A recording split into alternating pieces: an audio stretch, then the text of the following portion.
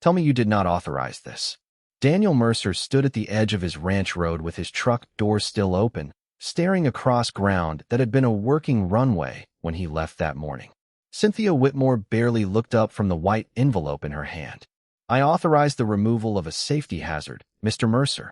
Daniel looked past her. The 3,200-foot strip had been cut into long trenches of dirt and gravel. Several runway lights were gone. A section of the western fence had been pulled apart, and near the maintenance hangar, his single-engine utility plane sat crooked where the demolition work had reached the area around it. Daniel walked toward the aircraft, stopped a few feet away, and turned to the contractor standing beside a yellow bulldozer. "Were you operating this machine?" The man glanced at Cynthia before answering. "My crew was hired to clear the marked corridor." "Including the airplane?" "Daniel," Cynthia cut in, "you were given notice." He looked at her. "That was not my question." The contractor shifted his weight. "We asked for clarification when we reached the hangar area." Cynthia stepped forward and held out the envelope. "The board voted. You refused to cooperate. We acted." Daniel took the envelope and opened it.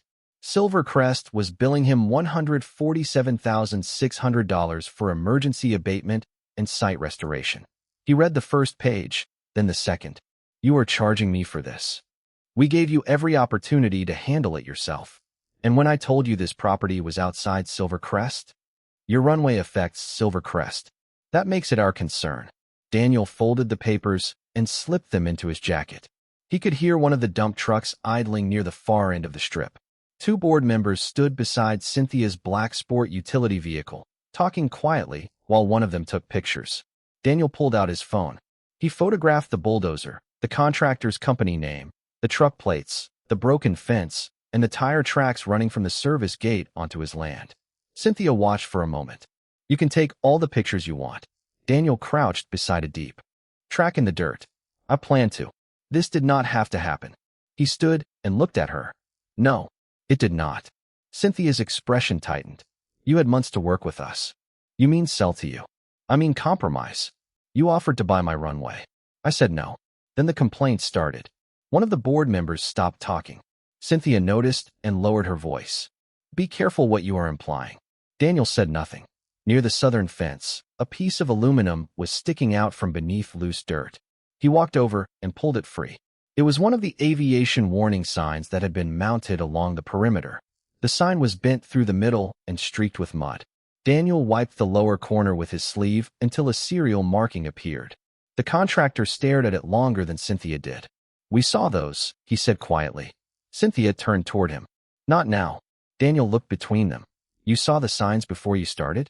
The contractor opened his mouth, but Cynthia answered first. "We received your warnings, Daniel. They did not change the board's decision." Daniel's eyes stayed on her. "You received all of them?" "Yes." "Including the certified notice?" There was a brief pause. "Yes." Daniel nodded once and photographed the sign. Cynthia seemed irritated by how little reaction she was getting from him. "The crews will be back Monday. Once this area is cleared, we can finally move forward with the expansion. The golf course, among other improvements." Daniel looked down the length of the ruined strip. 6 months of letters, surveys, fines, and threats had ended here, with heavy equipment sitting on land Silvercrest had never owned. He walked to the hangar and checked the camera above the door. Its housing had been knocked sideways, but the indicator light was still on. He took a picture of that too. "Are we finished?" Cynthia asked. Daniel turned toward her. "For today." "Good. Then I suggest you stay out of the contractor's way on Monday." Daniel almost smiled, but there was nothing funny about it. "You should tell your contractor not to come back." Cynthia shook her head. "You still think you can stop this with paperwork?" "No," Daniel said. "I think your paperwork is going to be very useful." She stared at him, waiting for an explanation. He did not give her one. 20 minutes later, the last Silvercrest vehicle disappeared beyond the gate. Daniel stood alone beside the damaged plane and opened the secure archive on his phone. The cameras had uploaded the morning's recordings before anyone touched them. He checked the timestamps, found the first construction vehicle entering his property, and saved another copy. Then he picked up the bent warning sign, carried it into the hangar, and dialed the contact number listed in his aviation operations file. A man answered on the third ring. "Operations desk. This is Daniel Mercer. Mercer Field, Montana." Site identification 7419. The voice on the other end changed immediately. Go ahead, Mr. Mercer. Daniel looked through the open hangar door at the trenches crossing his runway. I need to report unauthorized demolition at the site. There was a short silence. Has any marked equipment been affected? Daniel looked at the bent sign in his hand. Yes. Another pause. Then the man said, do not move anything else. I am transferring you now. 6 months earlier, Daniel had watched Cynthia Whitmore walk into his kitchen carrying a leather folder and the confidence of someone who expected the meeting to take 10 minutes. She placed a purchase agreement on the table and slid it toward him. 40 acres, she said. Silver Crest handles the survey, closing costs, everything. You sign, we take care of the rest. Daniel left the papers where they were. Which 40 acres? Cynthia opened a development map and tapped the eastern side of his ranch. The shaded section covered most of his 3,200-foot runway. This corridor. Daniel looked at the map, then at the real estate consultant sitting beside her. So you want the runway? We want land that happens to contain a runway. That is a creative way to say it. Cynthia smiled. Mr. Mercer, Silver Crest is expanding. We are building a new clubhouse, adding premium lots, and developing a private golf course. This section gives us the cleanest route through the western side. Daniel had owned the ranch for 23 years. When he bought it, Silver Crest did not exist. There had been cattle pasture to the east, timber farther north, and enough open country that nobody cared about a small airstrip beneath the mountains. Daniel had spent years improving that strip. He rebuilt drainage channels, replaced lighting, maintained the surface, and kept inspection records with the same discipline he had learned during his career as an aviation systems engineer. It was not a hobby he could erase because somebody drew a fairway across it. The land is not for sale, he said. Cynthia glanced at the consultant. You have not heard the offer yet. It will still be the same land after I hear the number. She named a figure well above what 40 acres of ordinary ranch property would normally bring. Daniel shook his head. No. Cynthia leaned back. You could build another strip. Not for what this one does. It is a private runway. It is privately owned. Cynthia caught the distinction. What does that mean? Daniel closed the development map. It means you should have your attorney review the site before Silver Crest spends money designing anything across it. Is there an easement? No. County restriction? Not the issue. Her patience thinned. Then what exactly are you telling me? I am telling you the runway is active. There are operational requirements attached to some of the work conducted here, and I cannot shut it down because your golf architect likes the view. The consultant stopped taking notes. Cynthia studied Daniel for a moment. Everybody has a number. Maybe. What is yours? For the runway? I do not have one. Cynthia closed her folder. That sounds unnecessarily stubborn. You came to my house asking me to sell something I use. I said no. That is not stubborn. That is an answer. She stood but left the purchase agreement on his table. Keep it. You may feel differently once you understand how much this project means to the community. Daniel looked at the papers. Your community is on the other side of my fence. Cynthia gave him a polite smile that did not reach her eyes. Communities grow. After she left, Daniel carried the agreement into his study. He filed it with the development map, locked the cabinet, and went back to work. For 3 weeks, nothing happened. Then a Silver Crest envelope appeared on his gate. The letter said residents had reported excessive aircraft noise and requested an immediate inspection of his runway. Daniel checked his flight log. On 2 of the dates listed, no aircraft had operated from the ranch at all. He called the number at the bottom of the notice. A woman in the management office answered. Silver Crest Community Management. This is Daniel Mercer. I received a complaint notice from your office. He gave her the reference number. There was a pause while she searched for it. Yes, Mr. Mercer. The board is requesting access for a safety inspection. I am not a member of Silver Crest. Another pause. The complaint involves an impact on association residents. That was not what I asked. You would need to discuss jurisdiction with the board president. Cynthia Whitmore? Yes. Daniel looked through his study window toward the runway. Please put everything in writing from now on. The woman sounded relieved. I can note that. Daniel photographed the envelope, scanned the letter, and added both to the file behind Cynthia's purchase offer. He still assumed the complaint was pressure, nothing more. Cynthia wanted the land. Daniel had refused, and now she was trying to make the runway inconvenient enough that he might reconsider. Annoying, but manageable. A week later, another notice arrived, this one claiming the runway lights created a nighttime nuisance. Daniel read it twice because the lights had not been used on the date listed. The following Monday brought a demand for an inspection. 2 days after that came a warning about alleged safety risks near the Silver Crest boundary. Daniel answered each one with the same question. What recorded authority does Silver Crest have over my property? Nobody answered it. Then, early one morning, Daniel drove toward the runway and saw a white pickup parked outside his fence. 2 men in reflective vests were setting up surveying equipment. One of them had already placed orange stakes several feet inside Daniel's ranch. Daniel stopped his truck beside them and lowered the window. Morning. The older surveyor looked up. Morning. Daniel pointed toward the stakes. Who told you that property belonged to Silver Crest? The man hesitated. That hesitation told Daniel more than the answer that followed. We were given a project map. Daniel shut off the engine and stepped out. Then I think I need to see that map. The surveyor unfolded the project map across the hood of his truck. Daniel recognized Cynthia's golf course rendering immediately, but this version contained engineering marks, measurements, drainage notes, and a proposed service road he had never seen before.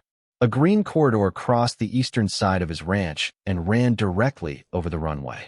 Daniel pointed to the heavy black line beneath it. What did they tell you this was? Project boundary. It is my property line. The younger surveyor looked at his partner. The older man checked the map again. We were told Silver Crest had approval to survey the corridor. From whom? You would have to ask them. Daniel nodded toward the orange stakes. You are about 12 feet inside my property. The man sighed and lowered his measuring pole. Look, we are not here to argue ownership. Good. Neither am I. The county already recorded it. Daniel took out his phone. I am going to photograph the map and your company information. Then I need you to remove the stakes you placed on my side of the fence. The surveyor studied him for a moment, apparently expecting an argument. When none came, he nodded. Fair enough. By 9:30, the truck was gone. At 4:16 that afternoon, Cynthia called. You sent my survey crew away. Daniel was standing in the hangar checking a maintenance log. They were surveying my ranch. They were conducting preliminary work for an approved development. Approved on land you own? Do not play games with me. Daniel closed the logbook. I am asking a very simple question. Cynthia exhaled sharply. The board has authority to investigate hazards affecting Silver Crest residents. That is not what your surveyors were doing. They had a golf course map. Silence. Then Cynthia said, the runway is part of a broader planning issue. There it is. There what is? The part where this stopped being about noise. Cynthia's tone changed. You rejected a reasonable offer, Daniel. That does not mean one landowner gets to interfere with the future of hundreds of families. Your future golf course is drawn across my deed. Property rights are not always as simple as you think. Mine are pretty simple. The board disagrees. Then send me the rule. She paused. What rule? The one giving Silver Crest authority over my ranch. The email arrived 40 minutes later. Cynthia called it an expanded safety jurisdiction policy. The board had adopted it only days earlier, claiming Silver Crest could regulate external hazards within 1 mile of the subdivision if those hazards affected community safety or property values. Daniel read the document twice. Then he checked the county plat hanging in his study. His eastern fence remained exactly where it had been for 23 years. The next morning, he drove into town and requested certified copies of his deed and the current subdivision map. He mailed both to Silver Crest by certified delivery with a short letter. My property is not part of your association. Please identify the recorded covenant, easement, agreement, or statute that gives Silver Crest authority over it. 11 quiet days followed. Daniel almost believed the paperwork had ended the matter. Then he opened his mailbox and found a $5,000 violation notice for excessive aircraft noise. The dates were listed at the bottom.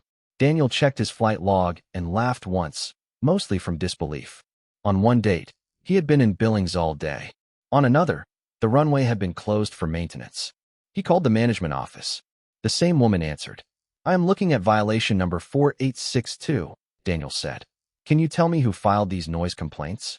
Resident complaints are confidential. Can you tell me how Silver Crest determined an aircraft used my runway on those dates? The board reviewed the matter. So no. She hesitated. You can submit a written appeal. To the same. Board that issued the fine. Another pause. Yes. All right. Send me the procedure. Daniel could hear how absurd it sounded, but arguing with the receptionist would accomplish nothing. He appealed in writing, attached his flight records, and saved everything. The $5,000 fine was followed by a lighting violation, then an inspection demand, then a notice claiming his fence interfered with emergency access. Each time Daniel asked for the legal basis. Each time Silvercrest answered with another policy instead. At the next board meeting, Cynthia told residents that a neighboring landowner was blocking a development expected to raise home values. Rebecca Sloan, who had lived in Silvercrest for 9 years, raised her hand. Is his property actually part of the association? Cynthia looked toward her. The jurisdictional issue is being handled. That is not what I asked. A few people turned in their chairs. Cynthia smiled. Rebecca, boundaries involving community impact can be complicated. Is his land inside Silvercrest or not? Cynthia moved to the next agenda item. Rebecca noticed. 2 mornings later, Daniel found a Silvercrest security vehicle parked near his access road. The driver was photographing aircraft and writing down vehicle license plates. Daniel pulled alongside him. Who asked you to monitor my property? Association security. You are parked on my road. I was told this was shared access. You were told wrong. The guard looked uncomfortable. You want me to call my supervisor? Please do. Daniel waited while he made the call. 10 minutes later, the vehicle left. That evening, Daniel opened the locked cabinet in his study and looked at the growing file. Purchase offer, golf map, noise complaints, inspection demands, survey photographs, security reports. He scanned the newest documents into an encrypted off-site archive, then opened a second folder containing aviation correspondence and operational records Cynthia had never seen. He was beginning to understand the pattern. Silvercrest was not trying to prove it had authority. Cynthia was creating enough paperwork to make it look as though that authority had always existed. The next morning, Daniel walked toward the runway and stopped beside the first taxi marker. 3 fresh orange stakes stood in the grass. One was less than 20 feet from a runway light. Attached to the tallest stake was another Silvercrest site plan. Daniel pulled his reading glasses from his shirt pocket and leaned closer. A thick green line ran straight across the runway. Beneath it, in clean printed letters, were 2 words, Future Fairway. Daniel left the site plan attached to the stake. He photographed it first, then walked the runway and found 6 more markers scattered along the eastern side. Whoever had placed them had crossed the fence again, and this time the pattern was obvious. They were not measuring noise. They were laying out Cynthia's golf course. At 8:12 that morning, Daniel sent 1 email to Cynthia, every Silvercrest board member, the management company, and the engineering firm named on the survey documents. He attached his certified deed, the county plat, photographs of the stakes, and the site plan. His message was short. Silvercrest does not have permission to enter my property or conduct work on it. Remove your markers and do not return without my written authorization. The engineering firm replied before lunch. Their project manager apologized, said the crew had relied on boundary information supplied by the client, and confirmed that no employee from the firm would enter Daniel's ranch again without verified permission. Cynthia sent nothing. 2 days later, Daniel was driving home from town when he found a Silvercrest security vehicle angled across part of his gravel access road. He stopped a few yards away and lowered his window. You lost. The guard shook his head. No, sir. We were told to monitor this entrance. By Cynthia Whitmore? By the association. Daniel pointed toward the fence post beside him. See that survey marker? Yes. Silvercrest ends on the other side of it. The guard glanced at the road. I am just following instructions. I understand. I am asking you to move the vehicle. I need approval from my supervisor. Call him. The guard did. Daniel waited in his truck. He did not lecture the man or threaten him. 8 minutes later, the guard apologized, backed onto Silvercrest property, and drove away. That evening, Daniel climbed a ladder beside the hangar and inspected the camera mounted beneath the roofline. Then he checked the gate camera, the maintenance shed camera, and the unit overlooking the runway. He had installed them years earlier to monitor equipment and weather damage, not people, but Cynthia had changed what they were useful for. He added 2 smaller cameras at opposite ends of the strip and routed their recordings to an encrypted off-site account. His neighbor, Earl Bennett, stopped by while Daniel was finishing the installation. Earl watched him tighten the final mount. Expecting trouble? Daniel climbed down. I am expecting somebody to tell me later that trouble never happened. Earl gave him a long look. That woman's still after your runway. She calls it a safety issue now. Funny-looking safety issue. Earl nodded toward the green survey stakes. Daniel smiled.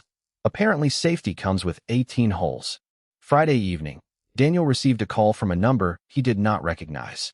Daniel Mercer? A woman asked. Speaking. My name is Rebecca Sloan. I live in Silver Crest. I hope you do not mind me calling. Depends what you were selling. She laughed nervously. Nothing. I was at the board meeting Tuesday. Daniel waited. Cynthia told everyone the runway is going away, Rebecca continued. She said the association has regulatory authority over it. Did she show you that authority? She showed us a legal summary. Who wrote it? I asked that. And she moved on. Daniel leaned against his kitchen counter. Rebecca, you do not need to put yourself in the middle of this. My dues are paying for the golf project.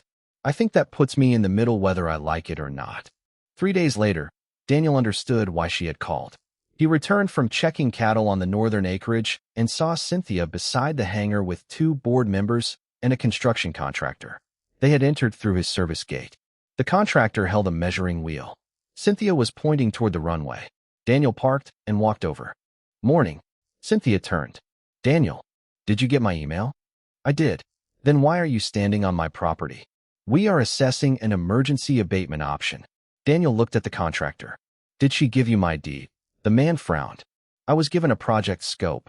Did that scope tell you Silver Crest does not own this land? Cynthia stepped between the conversation. We are not doing this again. I agree. Leave. Her face hardened. If you refuse to address the hazard, the board will. What does that mean? It means we will remove what needs to be removed. Daniel looked directly at her. The runway. If necessary. The lights. Anything within the abatement area. The aircraft. The contractor turned towards Cynthia before she answered. Nobody is talking about your airplane. Daniel pointed toward the warning signs along the perimeter. Good. Then listen carefully. Do not touch the runway surface, the lighting system, any aircraft, or any marked aviation equipment. And do not come through this gate again without permission. Cynthia glanced at one of the signs. You keep pointing at those like they settle everything. No. My deed settles the property question. Those signs are a different conversation. That caught the contractor's attention. Different how? Cynthia cut him off. We are done here. As they walked away, Daniel noticed one of the older warning signs had begun pulling loose from its mounting bolts. He replaced it that afternoon with a newer serialized sign from his maintenance inventory, photographed the installation, and stored the old sign inside the hangar. At 6:40 that evening, Rebecca called again. Cynthia scheduled an emergency board meeting for Thursday. About the runway? That is what the agenda says. But there is something else. Rebecca lowered her voice. A certified envelope arrived at the clubhouse today. Aviation Compliance Office. Cynthia opened it before the meeting packet was prepared. Did you see what was inside? No, but I saw her face when she read it. Daniel looked through the window toward the runway. What did she do? She put the entire packet in her bag. Daniel said nothing for a moment. Thanks for telling me. Daniel, what was in that envelope? He looked at the new warning sign reflecting the last light near the fence. Something she should read very carefully. Thursday night, Daniel sat at his kitchen table with Cynthia's emergency meeting agenda open on his laptop. At 10:43, Rebecca sent him a message. The vote passed. 8 minutes later, an email from Silver Crest arrived with the subject Final Abatement Order. Daniel opened the attachment. The board gave him 72 hours to discontinue runway operations, remove what it called hazardous aviation infrastructure, and allow an approved contractor onto the property. If he refused, Silver Crest claimed it would perform the work and bill him for the cost. Daniel reached for the certified aviation notice he had received a copy of earlier that week. The language was direct.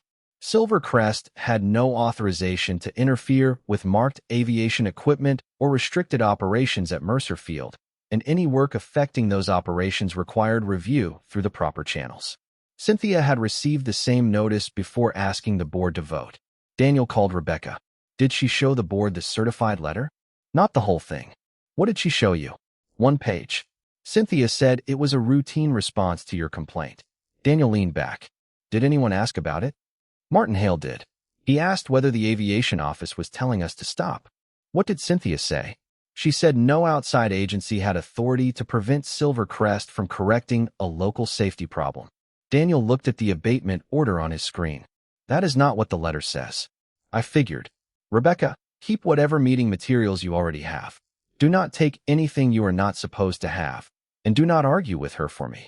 You think this is going to get worse? Daniel stared through the window toward the dark runway. I think she just voted to make it worse. The next morning, he sent one final notice to Cynthia, the board, Silvercrest Management, and the demolition contractor. Attached were his deed, the county plat, previous correspondence, and the aviation notice. Daniel did not bury the important part in legal language. Do not enter my property. Do not alter the runway. Do not move or interfere with any aircraft, lighting system, marked equipment, or aviation infrastructure. The contractor replied that the message had been received and forwarded for review. Cynthia replied 6 minutes later. Your objections are noted. Silvercrest will proceed under its emergency authority. Daniel read that sentence twice and saved it. The 72 hours passed quietly. No trucks appeared. No security vehicles sat outside the gate. Sunday evening, Daniel walked the runway and began to wonder whether the contractor's attorney had finally stopped the project. Monday morning, he left before sunrise for a scheduled equipment flight. His utility plane remained beside the hangar for maintenance, so Daniel drove 35 miles to a regional airfield and used another aircraft for the assignment. At 9:12, his phone received a motion alert from the ranch. He was in the air and did not see it. At 9:17, another alert arrived. Then 4 more. Shortly after noon, Daniel landed back at the regional field, switched on his phone, and saw the notifications stacked across the screen. He opened the gate camera first. A bulldozer was crossing onto his ranch. The timestamp read 9:14. The next clip showed an excavator. Then 2 dump trucks. Then Cynthia's black sport utility vehicle. No, Daniel said under his breath. He called the contractor. Voicemail. He called Cynthia. No answer. His next call went to the county sheriff's office. This is Daniel Mercer. I have heavy equipment on my property without permission. They have been given written notice not to enter. The dispatcher asked whether anyone was in immediate danger. Not that I can see. I am about 35 miles away and heading there now. Daniel drove. At a red light outside town, he checked another camera. Workers were removing runway lights. At the next safe stop, he opened the hangar feed. The maintenance aircraft was still visible near the building. A contractor walked toward Cynthia and pointed at the airplane, then toward one of the warning signs. Even without audio, the exchange looked tense. Cynthia shook her head and gestured down the marked corridor. Work resumed. Daniel put the phone down and kept driving. 50 minutes later, he turned onto his ranch road. The windsock was gone. Beyond the gate, the runway looked like a plowed field. He parked, stepped out, and for a moment simply took in what had changed. Cynthia approached carrying an envelope. You should have complied, she said. Daniel looked past her toward the maintenance area. The aircraft had been damaged where the crew cleared the corridor around the hangar. He turned to the contractor. Did you stop when you reached the airplane? The man looked uncomfortable. I asked for clarification. From her. Yes. Cynthia held out the envelope. The board authorized removal of the entire hazard corridor. Daniel took it. The invoice was for $147,600. You are billing me for tearing up my own property. For work you forced the association to perform. Did you read the certified notice? Cynthia's jaw tightened. Yes. Before Thursday's vote? Yes, Daniel. And you proceeded anyway, because it did not give you the right to endanger our community. Daniel looked at the contractor. You heard that. Cynthia snapped. Do not turn this into theater. I am not. Daniel pulled out his phone and began taking pictures. Equipment numbers. Tire tracks. Broken lights. Fence damage. The aircraft. Then he found the new serialized warning sign partly buried in loose dirt near the southern edge. He wiped the number clean and photographed it. Cynthia watched him. The crew will return next Monday. We are finishing the corridor. Daniel slipped the phone into his pocket. Tell them not to. You still think you can stop this? I think you should stop it yourself. She gave him a tired smile. That opportunity passed. After the trucks left, Daniel went straight to the hangar. The camera above the door was crooked, but the recording had already uploaded off-site. He opened the archive and watched the first vehicle cross his gate. Then the second. Then Cynthia arriving. The video gave him the timeline. It did not give him every conversation. Not yet. Daniel took the bent warning sign inside, opened his aviation operations file, and made the call. Operations desk. Daniel Mercer. Mercer Field. Site identification 7419. Go ahead, Mr. Mercer. Unauthorized demolition occurred this morning. Marked equipment was affected. The voice became more formal. Was prior notice provided to the party responsible? Daniel looked at Cynthia's email on his laptop. Your objections are noted. Silver Crest will proceed. Yes, he said. In writing. Can you identify who authorized the work? Daniel looked toward the camera above the hangar. I can identify the organization, the contractor, and everyone who entered the property. That is not what I asked. Daniel understood. Cynthia had admitted enough to him to establish that she knew about the warning, but the investigators would need more than his account to prove exactly what she had authorized when the crew reached the aircraft and marked equipment. He looked back at the archived footage. Then I have one piece left to find. The first investigator arrived at Mercer Field at 8:20 the next morning. Daniel was waiting by the gate with coffee in one hand and a binder under his arm. The man stepped out of a dark government sedan and introduced himself as Thomas Keene. A woman from the passenger side followed. Laura Bennett, she said. You Daniel Mercer? That depends. Are you here about my golf course? Bennett looked past him at the torn runway. I hope that is not a golf course. Then yes. I am Daniel Mercer. Keene almost smiled. Show us what happened.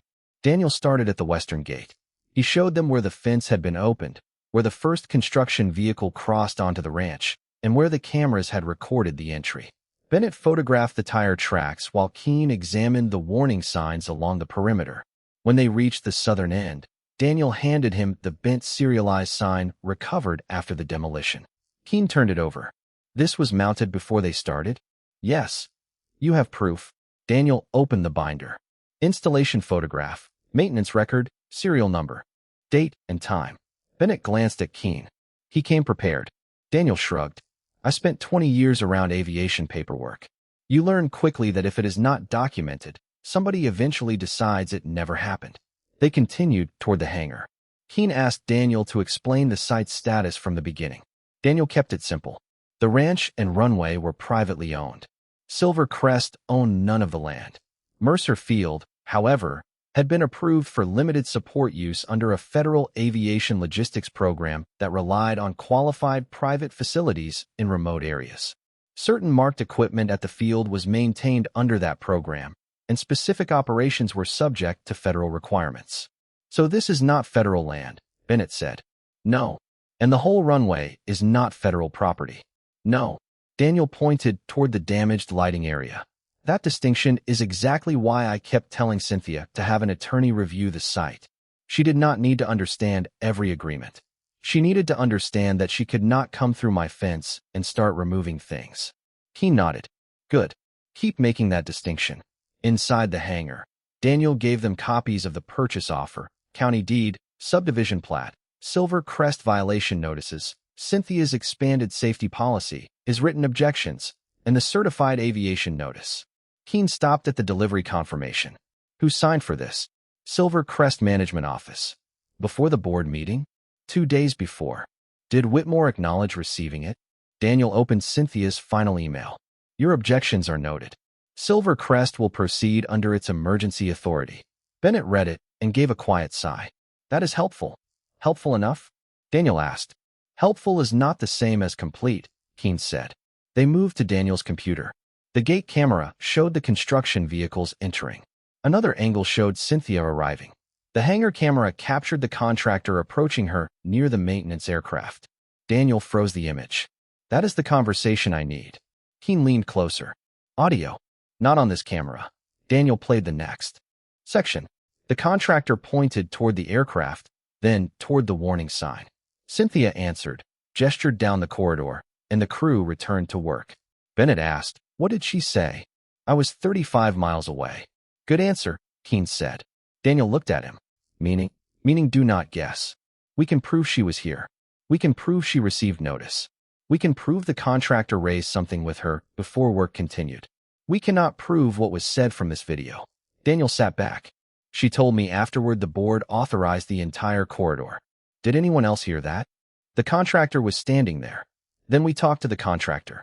By early afternoon, Keene and Bennett had documented the damaged equipment, copied the relevant recordings, and obtained Daniel's written timeline. Before leaving, Keene told him not to repair the affected areas yet. We may need another site examination. How long? I cannot promise you a date. Daniel looked toward the runway. That strip earns its keep. I know. Keene closed his case. Give us a little time. 40 minutes after they left, Rebecca called. Something is happening over here. What kind of something? Cynthia called another emergency board meeting. Board members only. About me? About the contractor. She is saying they exceeded the work order. Daniel looked at the damaged aircraft through the hangar door. Yesterday, she told me the board authorized the entire corridor. That is not what she is telling people now. What else? Rebecca hesitated. Martin Hale got a message from management asking him to approve revised minutes from Thursday. Daniel stopped walking. Revised how? The original minutes mention removing the runway. The new version says the board approved limited surface grading. Does Martin have the original? I think so. Tell him not to send anything to me. If he wants to talk, give him Keene's number. You already have investigators involved? Yes. Rebecca went quiet. Daniel, how serious is this? He looked down at the binder Cynthia had spent 6 months helping him build. It depends on what they find. The next morning, Keene returned alone. He carried 2 sheets of paper and set them on Daniel's kitchen table. Both were labeled as minutes from the same Silver Crest meeting. The wording was different. We received the revised version from Association Council this morning, Keene said. Daniel read it. The phrase runway removal was gone. So was any reference to marked aviation equipment. That is not what Rebecca said happened. I know. You talked to her? And Martin Hale. Keene tapped the revised document.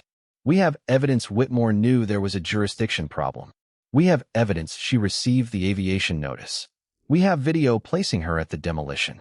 What I still need is the clean link between the board vote and what that crew was told to do. Daniel looked at the 2 versions of the minutes. The contractor. The contractor is part of it. Keene slid the original notes closer. But if Cynthia is changing the story now, I want to know what the story was before she knew anyone was checking. By noon, Martin Hale had given Keene something Cynthia apparently never expected anyone to keep, his handwritten notes from the Thursday meeting. Martin had served as Silver Crest treasurer for 3 years, and he wrote down anything that might affect association spending. The golf expansion affected plenty. His notes included the contractor estimate, the vote count, Cynthia's comments about Daniel, and 1 sentence underlined twice. Runway must be unusable before Phase 2 begins. Keene called Daniel that afternoon. Do you remember Cynthia using those words? I was not at the meeting. Right, Rebecca? She told me Cynthia said the runway was going away. That is all I know. Good. Keep it that way. Daniel leaned against his kitchen counter. You really do not like people filling in blanks. Blanks are where bad cases go to die. Keene ended the call shortly afterward. Daniel appreciated that about him. No speeches. No promises. If a fact could be proved, Keene used it. If it could not, he left it alone. The next break came from the person Cynthia had blamed first. The demolition contractor contacted investigators after receiving a letter from Silver Crest claiming his company had exceeded the approved scope of work. He brought the original work order, text messages, site maps, and photographs taken before his crew entered Daniel's ranch. One message had come directly from Cynthia the night before demolition. Full marked corridor must be cleared Monday. No further delays. Another arrived Monday morning after the crew reached the hangar area. Keep the schedule. Corridor must be unusable today. The contractor told Keene he had warned Cynthia that an aircraft and marked aviation equipment were inside the work zone. She had told him the board had reviewed the issue and authorized the project. That was useful, but Keene still wanted independent evidence. A contractor defending his company had his own reason to shift responsibility. Daniel understood the problem when Keene explained it. So his word against hers. Not exactly. We have the messages. But nothing that says what happened when he reached the airplane. Correct. Daniel looked toward the maintenance shed. Something bothered him. He walked outside while Keene remained on the phone. The hangar camera had no microphone, but Daniel had 5 other cameras around the property. He had checked their video for angles. He had not checked all of them for sound. He opened the security application and selected the maintenance shed camera. Its view was mostly useless that morning because a line of trees blocked the hangar. Daniel opened the settings. Audio recording, enabled. Keen. Still here. Give me a minute. Daniel searched the archive by timestamp. He matched the moment when the contractor approached Cynthia in the hangar video, then opened the maintenance shed recording from the same minute. Wind filled the first few seconds. An engine idled somewhere near the runway. Voices were present, but distant. Daniel turned up the volume. The contractor was difficult to understand at first. Then the machinery stopped, and his words became clearer. I need you to confirm this before we go any farther. Cynthia answered, but the wind covered part of the sentence. The contractor spoke again. There is an aircraft in the corridor, and these signs reference restricted operations. My crew is not touching that until somebody confirms the scope. Cynthia's response came through more clearly. The board approved the full corridor. That does not answer my question. The site was warned. Mr. Mercer was warned. We are already behind schedule. Do you want us to stop here? A pause followed. Then Cynthia said, No, clear the approved corridor. If something has to be moved, move it. I need the runway unusable today. Daniel replayed the section once. Then he stopped touching the file. Did you hear that? He asked. Keen was quiet for a moment. Yes. Do not edit it. Do not enhance it. Do not send it through anything. Preserve the original file exactly as it is. Already backed up. I am coming over. Keen and Bennett arrived less than an hour later. They copied the original recording directly from Daniel's archive and matched its timestamp against the hangar video. The two files lined up within seconds. Cynthia could still argue that she never ordered anyone to damage an aircraft. In fact, the recording supported that distinction. What she could no longer easily argue was that she knew the contractor had encountered an aircraft and restricted operation signage, was asked whether work should stop, and told the crew to continue clearing the corridor anyway. Bennett placed the evidence on Daniel's workbench in order. The original purchase proposal, the golf development map, Daniel's deed, the violation notices that began after he refused to sell, the certified aviation warning, Cynthia's email saying Silvercrest would proceed, Martin's original meeting notes, the contractor messages, the hangar video, and finally the maintenance shed audio. Daniel looked at the row of documents. 6 months of paperwork. Keen shook his head. 6 months of decisions. The distinction landed harder. Cynthia had treated every warning as something she could outvote, rewrite, or explain away. Now each decision had a date beside it. That evening, Silvercrest residents received an email from Cynthia announcing a 9 o'clock presentation the next morning. The golf expansion, she wrote, remained on schedule despite misinformation being spread by an outside landowner. Rebecca forwarded the message to Daniel with 3 words. She is still going. Daniel called her. Are you attending? Half the neighborhood is attending. Then listen. Do not confront her. Do not mention Martin's notes. Do not mention the contractor. Why? Because none of that belongs to us now. At 7:15 the next morning, Cynthia arrived at the clubhouse carrying presentation folders. By 8:50, residents were filling the meeting room. The large rendering of the future golf course glowed on the wall behind the podium, with the 6th fairway still drawn straight across Daniel's property. At 8:57, Martin Hale looked through the front windows and saw 3 dark government vehicles turn through the Silvercrest entrance. Rebecca followed his gaze. Are those for Daniel? Martin watched the vehicles pass the road leading toward Mercer Field and continue toward the clubhouse. I do not think so. At 9 o'clock, Cynthia Whitmore stood beneath the projected golf course map and smiled at a room full of Silvercrest residents. I know there have been rumors, she began. So this morning, I want to separate facts from speculation. Rebecca Sloan sat near the middle of the room. Martin Hale was 3 chairs away, his hands folded over a closed notebook. Neither of them looked toward the windows. Cynthia clicked the presentation remote. The next image showed the proposed clubhouse expansion, premium lots, and the 6th fairway running across the eastern edge of Daniel Mercer's ranch. Phase 2 remains viable, Cynthia said. The recent dispute with our neighboring property owner is being handled through the appropriate channels. A man in the second row raised his hand. Is that the same property where the runway was? Cynthia hesitated just long enough for Rebecca to notice. The association addressed a documented safety issue. Did we own that land? Someone else asked. Cynthia lowered the remote. Ownership is only one part of a much broader jurisdictional question. Martin looked down at the table. Rebecca almost smiled. She had heard that answer before. Then the clubhouse doors opened. Thomas Keene entered with Laura Bennett and several federal investigators.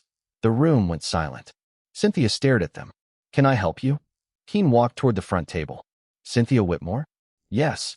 He identified himself and Bennett, then presented the federal warrant authorizing the search and seizure of specified records connected to the investigation at Mercer Field. Cynthia's smile disappeared. "There must be some misunderstanding. You can contact your attorney," Keene said. "In the meantime, we need everyone to preserve all responsive records. Nothing gets deleted, removed, altered, or destroyed." Cynthia glanced around the room. 60 residents were watching her. "This is an internal homeowners association matter," Keene answered without raising his voice. "Not anymore." Investigators moved into the management office while Bennett remained near the board table. Computer records, contractor files, financial documents, meeting packets, and development correspondence identified in the warrant were preserved and collected. Cynthia tried to restart the meeting. Nobody was listening. One resident asked whether association money had paid for the demolition at Daniels Ranch. Another asked why the golf map showed construction on land Silvercrest did not own. Cynthia held up a hand. "Please, I am not going to conduct a legal discussion in a room full of people who do not have all the facts." Martin finally looked at her. Neither did the board. Cynthia turned toward him. "Excuse me. You did not show us the full aviation notice before the vote." "Martin, this is not the time." "When would be the time?" Keene let the exchange end before asking Cynthia whether she would answer questions with counsel present. She agreed after making a call. Later that morning, with her attorney beside her, the conversation moved to a smaller conference room. Keene began with the simplest point. Did Silvercrest own Mercer Field? Cynthia folded her hands. "No." "Did Mr. Mercer ever grant Silvercrest permission to enter his property?" "Not to my knowledge." "Did you receive written notice that marked aviation equipment and restricted operations were not to be disturbed?" Cynthia looked at her attorney, then answered, "We received correspondence." Keene placed the certified delivery record on the table. "This correspondence?" "Yes." "Before the demolition vote?" "Yes." Cynthia leaned forward. "But we believe the runway created a safety issue for our residents." "Who gave Silvercrest legal authority to abate that issue on property outside the association?" Cynthia referred to the board's expanded safety policy. Bennett slid a copy of Daniels County Plat across the table. "A board policy does not move a property line." Cynthia said nothing. Keene placed the original development map beside it. The map was dated months before the first noise fine. The 6th fairway crossed Daniels Runway. Why was this drawn before the safety complaints began? It was conceptual, and the purchase offer, also preliminary. Mr. Mercer rejected that offer. "Yes." Then the complaints started. Cynthia's attorney interrupted. "If you are suggesting motive, ask a question." Keene nodded. "Fair enough." He placed Martin's handwritten notes on the table. "Did you tell the board the runway needed to be unusable before Phase 2? Cynthia read the sentence. "I do not remember using those exact words." Next came her text message to the contractor. "Corridor must be unusable today." Cynthia's attorney leaned closer. "Do not answer yet." Keene waited. He had no reason to hurry. Cynthia had spent months creating the timeline for him. Finally, Keene played the maintenance shed recording. The contractor's distant voice filled the room. "There is an aircraft in the corridor, and these signs reference restricted operations." Then Cynthia's voice. "No? Clear the approved corridor. If something has to be moved, move it. I need the runway unusable today." When the recording ended, nobody spoke for several seconds. Cynthia looked at her attorney. "I never told anyone to damage an airplane." "That is correct," Keene said. Cynthia looked surprised. Keene continued. "The recording does not show you ordering anyone to damage an aircraft. It shows you being warned about the aircraft and the marked site, being asked whether work should stop, and directing the corridor work to continue. We will let the evidence say exactly what it says." That answer seemed to unsettle her more than an accusation would have. Outside the conference room, investigators compared the electronic records with the copies Martin had preserved. They found the original board materials, later revisions, contractor communications, and financial projections tied to the Gulf expansion.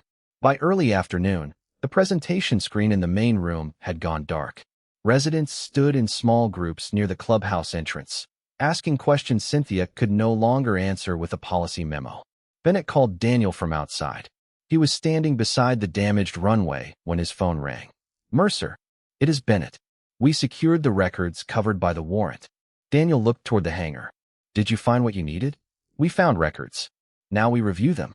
"That sounds less exciting than television." Bennett laughed. "Real investigations usually are." Daniel looked down the torn center line. "What happens to Silver Crest?" "That is not one question, and it will not have one answer. There are federal issues, property issues, civil claims, insurance questions, and whatever the board decides to do internally. So I wait. For the investigation, yes. For your attorney and insurance claim, talk to them." Daniel thanked her and ended the call. Back at the clubhouse, Cynthia walked out of the conference room with her attorney. Rebecca watched from across the lobby. For 6 months, Cynthia had entered every room believing she controlled the agenda. This time there was no presentation remote in her hand, no board policy to read aloud, and no argument left that could change where Daniel's fence had stood for 23 years. 3 weeks later, Daniel Mercer stood beside the western gate, while a fencing contractor set the final post back into the ground. The man checked the line against the survey marker and looked towards Silver Crest. "Want this one any taller?" Daniel shook his head. "Same height as before. After everything they did, I would build a wall. Then I would have to look at a wall." The contractor laughed. "Fair point." Daniel had spent most of those 3 weeks doing things far less dramatic than watching federal vehicles arrive at a clubhouse. He spoke with attorneys. He answered insurance questions. He provided records when investigators requested them. He met with aviation program officials about damaged equipment and restoration requirements. Mostly, he waited. The investigation had separated into several tracks because the facts did not belong neatly to one authority. Federal investigators handled issues connected to the marked aviation equipment, records, and regulated operations. Daniel's property claims moved through attorneys and insurers. Silver Crest's board had its own problem. Residents wanted to know how their association had spent money demolishing property it did not own. Cynthia resigned as president before the board could hold a removal vote. Her resignation letter described the controversy as a disagreement over community safety policy. Martin Hale read that sentence twice when the board received it. "A disagreement?" Rebecca Sloan asked him. Martin set the letter on the table. Apparently, the bulldozer was part of the discussion. The new board suspended the Gulf expansion immediately. Then it hired independent counsel to review the project from the beginning. What they found made the runway dispute look less like one bad decision and more like the final result of several bad decisions stacked together. Silver Crest had approved design work for land it did not own. Contractors had been given maps showing Daniel's acreage as part of the future development corridor. Association funds had been committed before the necessary property rights existed. The full aviation notice had not been included in the packet Cynthia presented before the demolition vote. And after the demolition, the official meeting record had been revised in ways that softened what the board had actually authorized. Rebecca called Daniel after one of the review meetings. "You know what the strange part is? There are several candidates. People kept asking how Cynthia got away with it for so long. What did Martin say? Because every individual step sounded smaller when she explained it separately. Daniel understood immediately. A noise complaint sounded ordinary. A survey sounded ordinary. A safety policy sounded ordinary. A contractor sounded ordinary. Even a board vote sounded ordinary. It was only when someone put them in order that the pattern became impossible to miss. By late summer, the civil side of the dispute reached a resolution. Silver Crest withdrew every fine and violation issued against Daniel. The association and the responsible insurers agreed to substantial payments covering restoration of the runway, damage connected to the demolition, and other documented losses. The contractors resolved their portions separately. The legal consequences tied to Cynthia's decisions remained with the appropriate authorities, and Daniel stopped asking for predictions. Keene had told him early on that evidence moved faster than courts only in television stories. Daniel was content to let the process take whatever time it required. What mattered to him was happening at the ranch. Crews rebuilt the drainage edges first. Then they restored the runway surface, replaced damaged lighting, repaired the perimeter, and re-established the marked areas required for Daniel's aviation work. The maintenance aircraft required extensive repairs and remained away from the ranch while its claim was resolved, but Mercer Field itself was coming back. One September morning, Rebecca drove over carrying a cardboard records box. Daniel met her outside the hangar. Please tell me that is not another violation. Better. Your complete silver crest file. She handed him the box.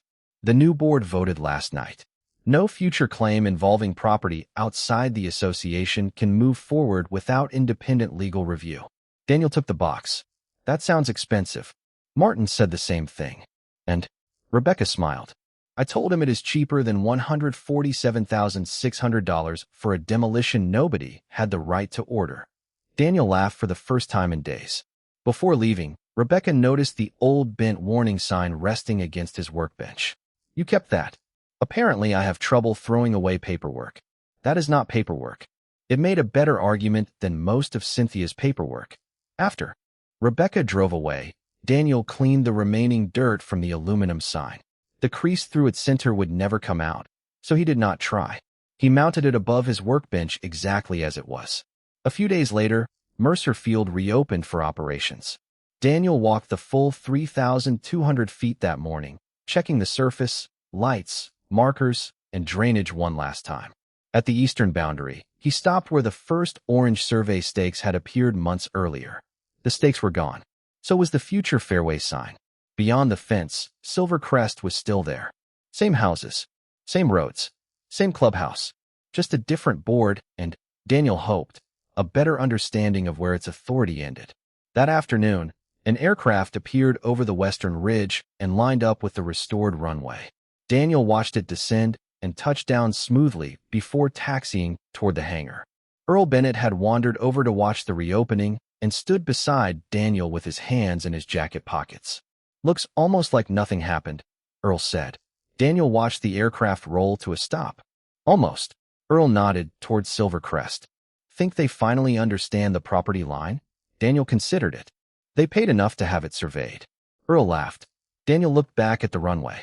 Cynthia had spent months trying to create authority one notice, one policy, and one board vote at a time. She believed enough official-looking paper could turn somebody else's land into a community problem she had the power to solve. In the end, the papers did matter, just not the way she expected. Daniel's deed showed where her authority stopped. Her purchase offer showed what she wanted. Her messages showed what she ordered. The warnings showed what she knew before she acted. And the records she tried to change showed what happened when she realized those facts were being examined together. Above Daniel's workbench, the bent warning sign caught the afternoon light. 6 months earlier, Cynthia had looked at signs like it and decided they were something she could ignore. Daniel never needed the sign to make him powerful. He only needed her to make her own decisions after being warned. That was the mistake she could never rewrite.